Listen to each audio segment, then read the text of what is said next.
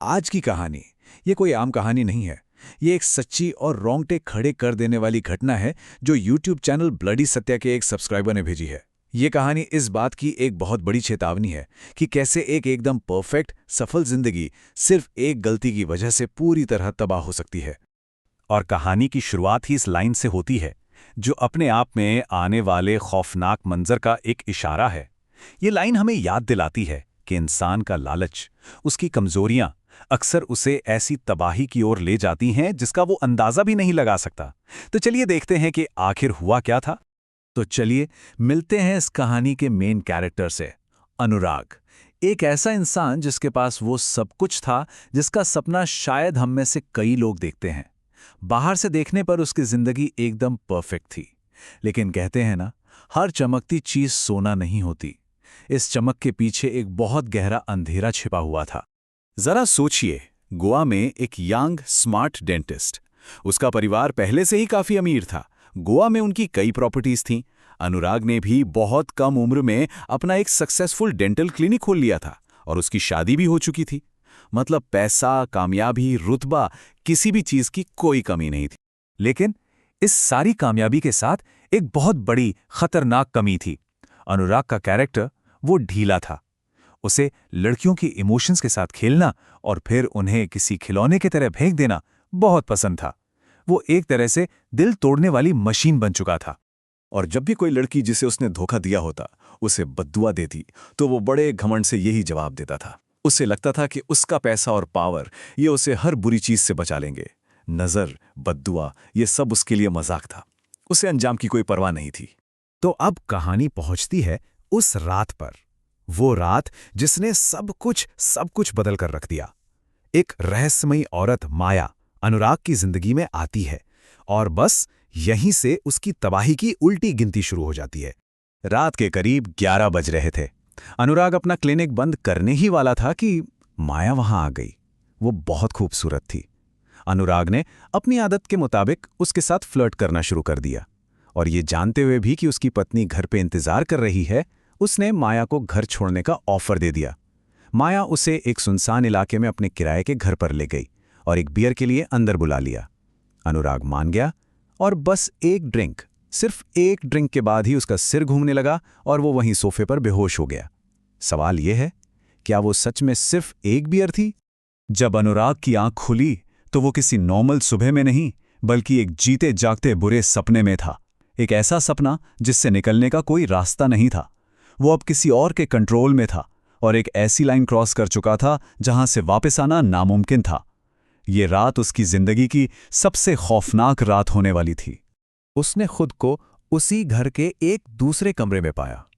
उसके हाथ बंधे हुए थे और वो अपने पैर बिल्कुल हिला नहीं पा रहा था। ऐसा लग रहा था जैसे उसे लकवा मार गया हो। वो पूरी तरह से बेबस था। और जो नजारा उसके सामने था वो सच में दिल दहला देने वाला था। माया एक काले शॉल में लिपटी हुई, उसका आधा चेहरा कालिक से पोता हुआ। कमरे में रोशनी के नाम पर सिर्फ मोमबत्तियां थीं। फर्श पर एक अजीब सा शैतानी सिंबल बना था और माया अपना ही हाथ काटकर उस सिंबल पर खून टपका रही थी और कोई बहुत ही डरावनी अनजान भाषा में मंत्र पढ़ रही थी। अनुराग ने चिल्लाने की कोशिश की तो माया ने उसकी तरफ देखा, लेकिन उसकी आवाज वो माया की नहीं थी। एक बहुत ही गहरी, बदली हुई आवाज में उसने कहा, क्यों परेशान हो रहा है?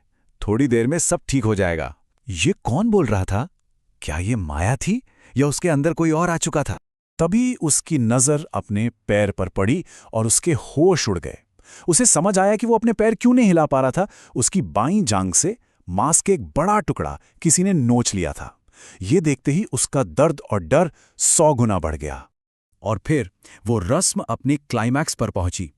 माया ने किसी चीज को बुलाया और अचानक कमरे में एक काली परछाई आई। ये कोई आम परछाई नहीं थी, ये एक 3D जीती जागती सॉलिड परछाई थी। वो शैतानी साया अनुराग के पास आया, उसे छुआ और अनुराग एक बार फिर बेहोशी के अंधेरे में चला गया। लेकिन कहानी यहां खत्म नहीं हुई। असल में असली हॉरर तो अब शुरू होने वाला था, क्योंकि वो खौफ अब अनुराग का पीछा करते हुए उसके घर तक आ पहुंचा था और उसकी जिंदगी को टुकड़े टुकड़े करने वाला था। हैरानी की बात तो ये थी कि अगली सुबह जब अनुराग की आंख खुली तो वो अपने घर में अपने बिस्तर पर था। पैर में दर्द तो था, लेकिन बाकी सब नॉर्मल लग रहा था। एक पल को तो उसे लगा, क्या वो सब एक बुरा सपना था? काश वो एक सपना होता, क्योंकि हकीकत उससे कहीं ज्यादा खौफनाक थी। देखिए, सिर्फ एक रात, सिर्फ एक गलती ने अनुराग को कहां से कहां पहुंचा दिया।